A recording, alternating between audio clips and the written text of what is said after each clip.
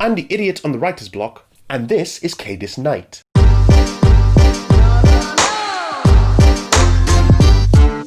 Hi, I'm Marcus, and I'm the idiot on the writer's block. If you're new to the channel, I, the idiot, ask experts for tips on how to write, publish, and promote my first fiction novel, Atticus the Mighty. I've asked questions such as how to write a great protagonist, how to deal with writer's block, and is there money to be made in writing?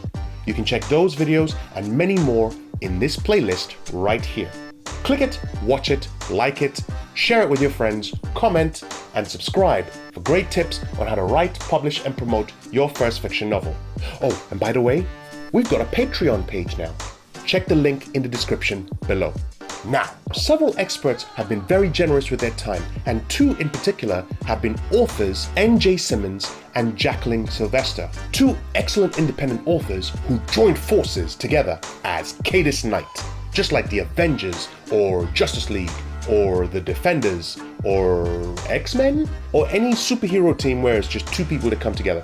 If you can think of any that I can't think of any off the top of my head, please put it in the comments below so I can smack myself in the face and think, why didn't I think of that? Anyway, back to the experts.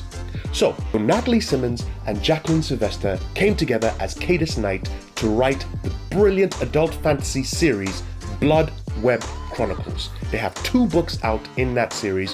Book 1 is The Vampires of Moscow with a novella, The Sirens of LA. And they're going to be having book 2 coming out in March 2021, which is The Witches of Barcelona. But rather than listen to me blather on about their work, how about we listen to the experts?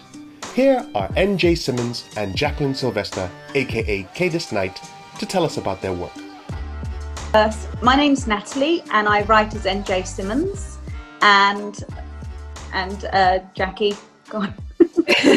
Hi, my name is Jacqueline Silvester, and I write as Jacqueline Silvester, or mostly YA, or I co-write with Natalie under Caedis Knight. Caedis is a completely made-up name that represents, our pen name, our pseudonym, and it was actually Jackie that came to me. We've known each other since about 2017. We were both at the Young Adult Literary Convention, and we became really good friends, and we talked often. And she approached me just over a year ago and said, look, I've had this idea. You can say no if you want, but I really would love to write a paranormal romance, but something adult, something with a bit of bite, something that's really fun and funny and sexy, but I don't want to do it on my own. There's a lot of work involved if we do it independently. Would you like to do it? And of course, she was expecting me to ask about a million questions, I imagine, but I was like, yes. So that was a really easy decision for me.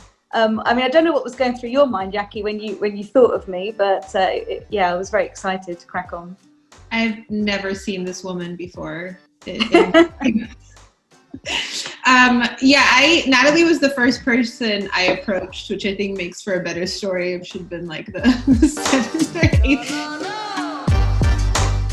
In the real world, there is obviously the dark web, which is like a layer of the internet, and I'm going to butcher this on a technical standpoint, but yeah, it's basically a dark side of the internet.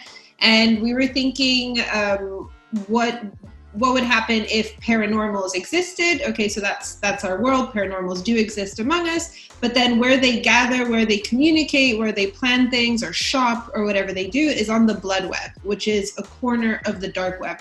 So on the dark web, you can't find anything unless you know where you're going. And so if you were paranormal, say you're like a werewolf that is looking for medicine, a vampire that's looking for a nest of vamps to spend Christmas with, whatever you want to do, you can find it on the blood web, which is their subsection of the world. And then on this blood web, we have the Blood Web Chronicle, which is the primary news source for paranormals in the world. And our main character is an investigative reporter for the Blood Web Chronicle. So she investigates paranormal crime all around the world.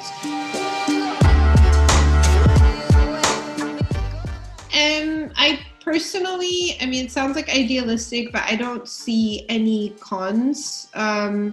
it kind of, I don't know, it's like I joke that Natalie's my therapist sometimes. It's kind of like if you went to see a good therapist and someone is like, what are the cons of this? Well, the cons are you have to pay for a therapist. Like, that's it.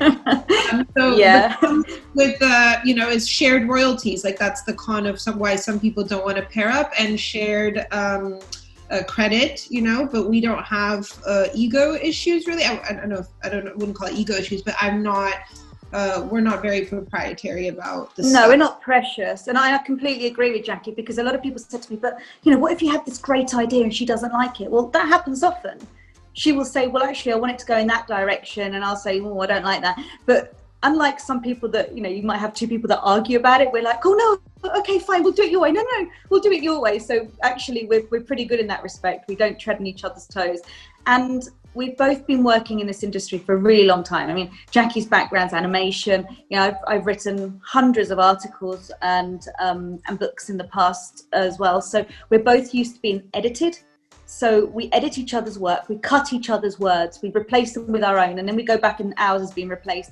And neither of us gets upset about that. You have to be like that, because a lot of people have said, wow, Caedis Knight, as an entity, has got a really distinct voice. I can't see where Jackie started and you finished it off. And I said, well, because we edit and go over each other's work so much, you end up with this third unique voice. And I'm really proud of that, actually, because I couldn't do this with, just anyone. We're good friends and our personalities work in as much as, there's no bickering or egos involved. Plus, Jackie actually stayed with me for 10 days. She was part of my family for 10 days. And we edited and worked from like 8 a.m. till midnight, and we laughed and we had a lot of fun. And, if you can't do that, because we work in, we live in different countries. I'm in the Netherlands and she's in Berlin at the moment. If you can't do that, then you haven't got a team, and that's going to show in your writing. I think this industry kind of, in most cases, will kill off your ego a little bit. Like, when you start out, you think an idea is worth $1 million, and you have this ego with the credit and stuff. And it's kind of like building a house, you need the whole team. And if you're like, no, it's my house, then like it starts crumbling. And this industry is a lot like that as well. It's really hard to achieve anything alone. And so when you learn that over time, you stop being really precious about things, because even if you are alone, you have beta readers, you have feedback people, you have editors, you have all these people that get a say and stuff. And so the ego element gets removed over time, I think, or should, because it's just too hard otherwise. And another thing I would say is that, like, if people are going to co-write, choose people with opposite qualities to you. Natalie and I are lucky that we have opposite qualities, like, which works out. Like, she writes really literal prose that's very beautiful. She does settings really well and action really well. And I like sassy dialogue and and dick jokes and all the dick jokes of Jackie. Literally, we write like, Jackie writes something funny here. Jackie do something really filthy. Yeah, my thing is humor, dialogue, and broken people and characterization and trauma. Poignancy. You do poignancy really, really well. Yeah. Because we have opposite also qualities, there's less occasion where we're going to be precious, because we hand it over at those bits. So like, if it needs to be funny, we're not going to have that moment where who gets to do the funny joke, who gets to be the funny one, So because I'm not funny. I think I'm funny, and then she makes it funny. And it's really funny, because I will be like, she'll write a chapter and maybe do, 700 words, and I'll turn it into 3,000 words. And then the bits that everybody remembers are like, obviously, her funny parts, and I'm like, okay, but what about the description of the sky? That was nice, wasn't it? What about the scene setting? No, but it's great. And at the end of the day, I'm just proud of the books. It's not like what I did, what she did. It's not about that at all. We work together on the plot before we start. Then we trade off chapters. Then we go over each other's chapters. So then that's when the strong points play up. So often Natalie will look at a chapter of mine and it'll be bare bones, because I like dialogue, and I'm a script writer from my education and stuff. And she'll see that it's bare bones, and she'll start laying down more foundation and stuff. And I'll maybe go over her dialogue and be like, well, I want them to be really sassy, So, but we write a chapter each to start with. Exactly. And that's really, really fun as well, because we've already plotted what's going to happen chapter by chapter, and we plot each chapter. So the Word document, we begin with Word, that we pass back and forth. we're finding our feet. So now we've got a system. To begin with, we were still kind of playing it by ear, but now we start off with a shared document where we put all our plot ideas, long telephone conversations, we turn that into a Word document, move the beat sheets over, and then we have a paragraph per chapter. And that's when it gets fun, because, you know, I've started with chapter 1 and 3, and I start doing the odd one, she'll do the evening, and we'll write a chapter a day. And we're starting that today, actually, for the next book, which is really exciting, because we're then doing this kind of volley day by day. And I'm like, oh, I know what's coming, because I know what the next chapter's about. And I'm like, oh, sex scene's coming. Let's see what she's done with it, you know. And then it's fun. It's weird, but it's fun. And but also talking about skill sets. When you're independently publishing a series, it's more than just writing. A lot of it is the marketing, the design, the promotion, the PR, the sales strategy, the distribution, the pricing. You know, you really need to know what you're doing. And my background's marketing. Jackie knows a lot about promotion and social media and the like. And the amazing covers, and I'll show you the paperbacks that just arrived today. These are all down to Jackie. She literally designed these covers, and the whole series has got this theme. The awesome film trailer that you can find on caedisnight.com is also her work. The website I did, all the graphics you see on social media I did. And we're very thankful and lucky that we already had that background, because it saved us a lot of time, a lot of money, and we're able to take advantage of each other's skills and experience in that, as well as writing. We did do bubbles when we were together. So when we had plot problems, we had a big piece of paper and we're like drawing a bubble, like a character, and then connecting to other characters who were connected to other characters, and like explaining, because we had a big crime thing in Vampires of Moscow, and we had to like draw all the bubbles. So I find that quite helpful. I can send you some photos of that, Marcus, because I actually took photos of her in my office with the cats and a big board, and it was like something from some crime investigation scene. And I'm like, I don't understand. Where does he come into it? We kept changing the character names as well at the last minute, and I was like, oh my God, we're really getting confused. But it was good. It worked out. We're writing more generally for romance, and so we've played a little bit with some of the tropes and tried to. We have a very feminist heroine, and she has turned a lot of things upside down, I think, from traditional romance. So that's been fun to write. But I wouldn't say that there's that much to, like YA, for example, there's a very long list of things to, completely avoid. And YA isn't great for self-publishing, and it's more for trade. So there are a lot of rules there. When it comes to the indie world, it depends who you're writing for. I think that would be my answer. Absolutely. And as Jackie said, I mean, our heroine, Saskia, she's a feminist, bisexual witch. That gives us a lot of scope. What we want to avoid is what used to be a really big thing. What we're trying to avoid are the cliche, very uncomfortable tropes that you sometimes get, you know, where you've got the virgin and she's being rescued by the millionaire, which we've seen a million times before. We don't have that. We have a very female-centric, sexually confident approach to what we write. We are writing predominantly for women, and we want that to be reflected. There's nothing sordid and there's nothing kind of virginal about the whole sex scenes.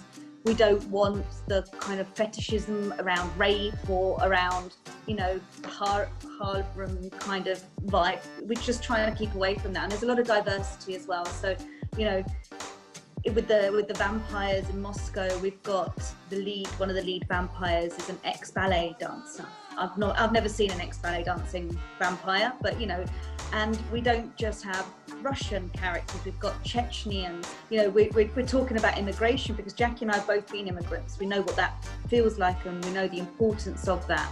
So we're pushing boundaries within a very kind of standard genre, and we're making it a lot more modern, a lot more diverse. You know, we're creating a newsletter right now called Blood Bitches and Word Witches, for people who love the Blood Web but also want to publish, or, you know, for either category of people. And when we were planning the newsletter, like, our goal is not promotion. It is obviously in the long term, but our goal is to create value. The more value you create, the more sort of promotion you can pack in there and stuff, because people don't like being sold to. Something else you might want to join in, actually, because we haven't got any guys yet, is our street team. They're called the Verity Knights, And just go on our website, caedisknight.com, and sign up, and you get lots of insight into what we're doing. You get to be part of the series, and we listen to input, and you get to beta read. So that's really give you a little glimpse as to behind the scenes. Feels better, but I just want to say in parting that Vampires of Moscow takes place across Russian Christmas, which is January. But if you want a non-traditional Christmas novel and you still want the lights and the snow and all of the good Christmas bits, then Vampires Ballet, Bolshoi. It's essentially a Christmas book with, an added twist. Absolutely. So yeah, if you want to find us, the easiest place to look is caedisknight.com. And Caedis is spelled Caedis, and Knight with a K. And from there, you will find all the links to our Twitter, our Facebook, our Instagram, Amazon. We've just been doing a freebie actually for Sirens of Los Angeles for the novella. So I think that's already finished now, but it is only 99p. So, 99 cents or 80p for the novella. So if you want a pretty cheap way to kind of transition into the series, that's a prequel. It gives you a background as to the whole series. And just follow us and sign up to our newsletter on the website, and then you can be part of when we kick off the first newsletter. You could be part of the big build up to which is the Barcelona in March. And there you have it, two fantastic authors, N.J Simmonds and Jacqueline Silvester, a.k.a. Caedis Knight, telling us about the Blood Web Chronicles. You can check the description for links to their work. But what did you think about Caedis Knight and the Blood Web Chronicles? Were you enraptured by the tales of the vampires in Moscow? Do you want to rush out and buy their adult fantasy novels? Or maybe perhaps you want to subscribe to their newsletter, Blood Bitches and Word Witches, which I'm definitely going to sign up for, or be part of their street team, which is Veritas Knights, which I already am. And don't forget to like and share this video and subscribe to get more tips from the ladies on how to write, publish, and promote your first fiction novel. I'm Marcus, and I'll see you next time. Witches of Barcelona. Witches of Barcelona. I can't wait for book 3, which is The Pirates of Peckham, or The Werewolves of Slough, The Wiccans of Woking. I'm just gonna stay up all night and just keep coming up with different names for supernatural beings in different weirdly named places in the UK, so it's gonna take a while. The Druids of Dagenham. The Fairies of Farnborough. I like that one actually. Fairies of Farnborough. The Fairies of Farnborough.